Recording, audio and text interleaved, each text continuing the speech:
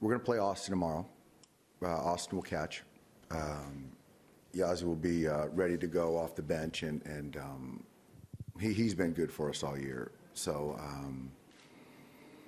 he'll be ready off the bench tomorrow.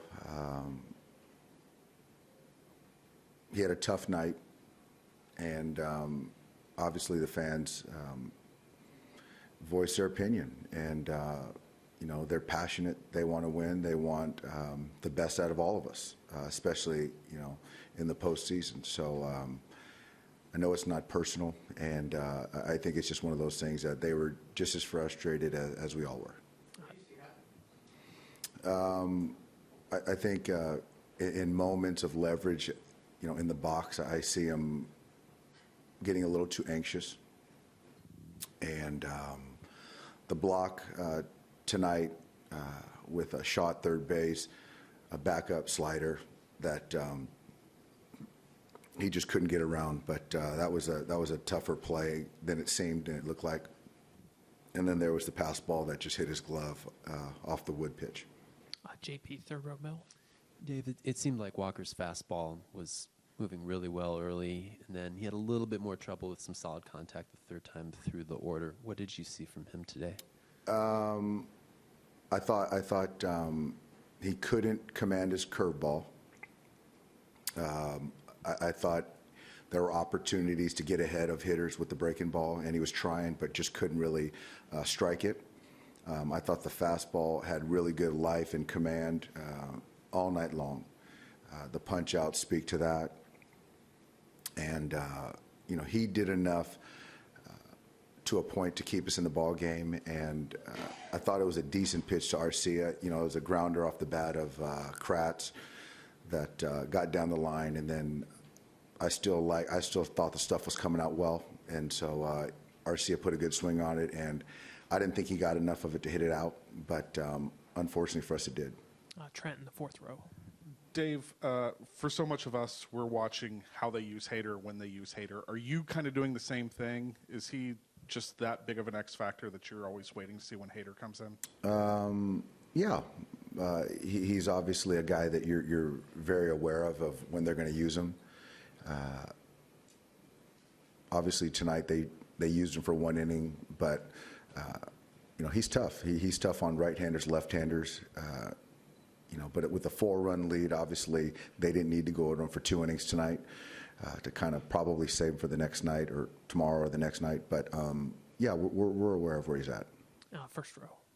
Dave, right here in the front, you had the bases loaded twice tonight, just couldn't get any clutch hitting. Anything you can do moving into tomorrow to try to shuffle things up to get a few more hits when you need them? Well, I thought we had the right guys in those moments, and we just didn't execute. So I think we were 0 for 10 with runners in scoring position. And, you know, one part of it is creating scoring opportunities. We had a second and third, 1 out. We had a leadoff double, and we couldn't push them across. So, you know, in games like this, things like that get exploited. And so I definitely don't think it's the personnel. It's just a matter of when we get in those spots, we got to find a way to be productive. Second row to your right, Billy. Yeah. What did you think of the 2 slides that Manny had at second base? And I guess after the first, was there any discussion with him about, like, you know, being careful? That was, well, the first one, obviously, they reviewed, and it was fine. It was a clean play. And the second one, I just felt that we talk about it a lot when you go into second base, that you have to really make an attempt to hold onto the bag or you know, not try to, you know, it's a safe play as far as trying to protect the infielder.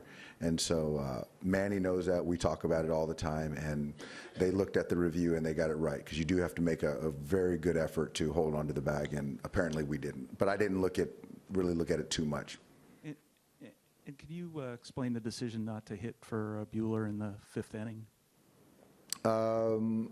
Yeah, you know, you look at your bench, and you got Chacin, who's we got a right-handed bench at that point in time. I mean, all night, and Chacin's been very good against right-handers. And with the way that Walker was throwing the baseball, I felt that we could get 2 more innings out of him. And in that spot, in a one-run game, I felt that we're still in it. And so to try to get a hit with a guy that I don't, it's just kind of the net of having Walker still in the game. Way we've used our pen in the first couple games, there was a thought to continuing to log innings. And again, I still thought we had 4 chances to push a run across. Last question or two for Dave. JP. Just one more thought on Walker. Did what you saw from him the third time through the order at all caution you against leaving him in a game that long later on down the road? No. He's gone third time through the order numerous times, and I think for me, it's how guys are seeing him. I still thought he was throwing the baseball well, and I'll take Walker against Arcia any day, and he put a good swing. So I don't think it was necessarily the third time through.